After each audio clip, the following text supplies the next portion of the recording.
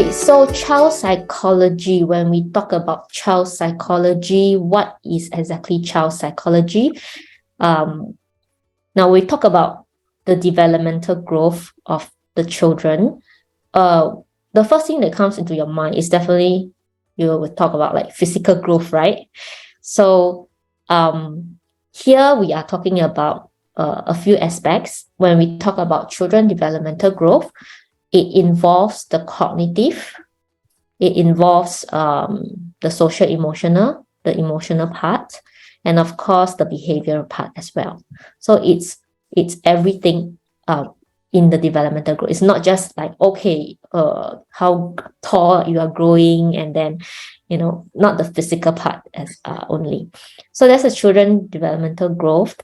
When we talk about that, we also talk about the milestones of the different age group, like infancy, toddler, and then as you grow to, you know, children, adolescents, and so on and so forth. There's an expectation of like how during that age group, what do we have to look out for? Okay, so that's the developmental growth that we are actually targeting on. And when we talk education, not just academic, of course, education, what I meant by education is the learning.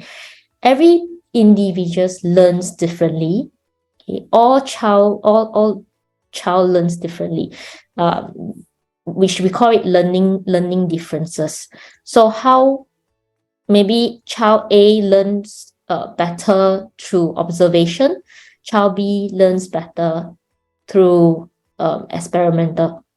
So it depends on the individual itself, and how are we going to, you know, get the best out of the child to its highest learning potential. Okay, and that brings to the third point. If the learning is impeded, then there will be high risk of unemployment for the kid, because, you know, eventually the kids will also grow out as an adult and to workforce and so on and so forth. Okay, and child psychology, if you learn child psychology, it also actually provides adequate support. Like, you know, that, you know, during this milestone, if let's say the kid has not met this milestone, then we are able to come out with, you know, adequate or suitable intervention. So that's how we help. That's the helping part. Okay, so that's child psychology. And then next slide. And why do we want to go into child psychology? I'm sure some of you will have the answer to why you want to know more about child psychology. Now, the main reasons we have, like, you know, now we have lack of support in the field. Have you ever come across whereby some friends or even parents, if you're in the educational field, come to you and then say that, hey, my child is this, he behaves like that. Now, I don't know who I should go to. I don't know where to bring the child to. Is it to a GP, to a psychologist, to a therapist, to occupational therapist, to, you know, the different allied health? I don't know where. So when we learn child psychology, we have a better idea of what's wrong with the child, and then where we can channel or refer the child to. And then, of course, there are critical windows of all developmental aspects. Certain period of the time, you learn better in terms of maybe cognition. And it's not saying that after the window period, you cannot learn. But then which period, which phase you can learn better in what. So child psychology actually teach you this as well. And also we can enhance our skills to better manage the children. I know you all can play with children and all that, but it's hard sometimes to manage them. And nowadays, being children so smart, okay, all the negotiations and all that. So how do you better manage them. Manage them is one thing, teaching them and guiding them is another thing.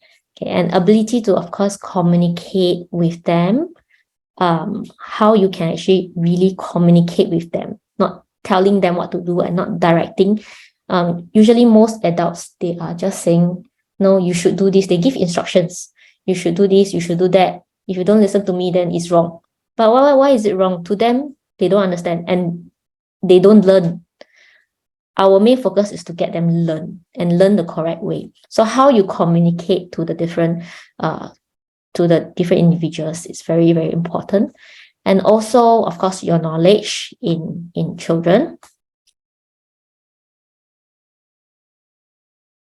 Those who are already in the educational field or those who are working with the children, this is like an additional toolkit for you to work with the children.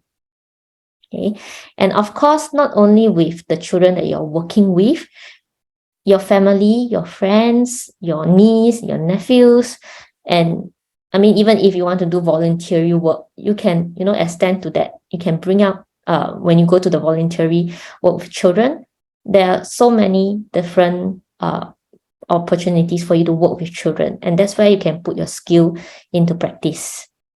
Okay, and also you can help individuals in decision making, like I've seen some clients coming to me, I don't know where I should put my kid, which school, is it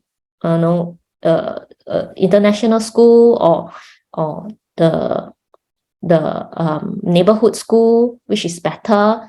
So even when we come to marital issues like parents separating, my kids I have also judges, I write report to the judges whether this kid is to be better with the mom or the dad side. So the decision making part in all of this, the logistics and things like that, it will help. Okay, so understanding more, it will you will have better consideration in that.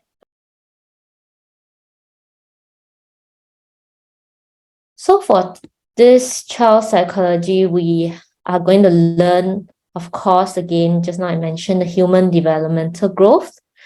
Again, when I say human developmental growth, is about the cognitive, the behavior, and the emotion, not just the physical growth part. And how do we manage the children using behavioral therapy, using behavioral modification? How do we talk to them and things like that, the communication part. And for kids with more challenging behavior issues or more challenging issues, we have to come up with a plan. And the plan is not, just a plan that you just write it down, but we have certain structure to plan. Of course, the next point, it goes to the students in school settings. This is more of in a whole group, like classroom settings. Okay, sometimes, like, especially if you're a teacher, you need to handle this kid, and then you need to handle B and the C, and then at the same time, you need to handle yourself as well. And so many things, and you need to teach them academic, and then you need to manage their behavior, so many things. So how do you actually manage this whole this situation, the classroom situation? And how do you effectively work with family? Of course, it's not a one-man show. You need to work with everybody around the kids, because the kids are still, they're not 24/7 hours with you. They are with their family and all that. You also need to, sometimes it's the family that is also affecting the kid. And then you also have to work with the family and some other colleagues in the industry. And the career opportunity you can actually look out for upon your completions, you can actually look out to be the child developmental specialist, the community health workers, health educators, well-being mentor, and youth workers. So the child developmental specialist and well-being mentor, these two roles will be actually working very closely in the school settings. So you will be actually assisting with the educator over there, and also to assist with the schools to actually come up with some of the programs that you can actually assist the children and also the students over there to develop their skills and also their knowledge in learning.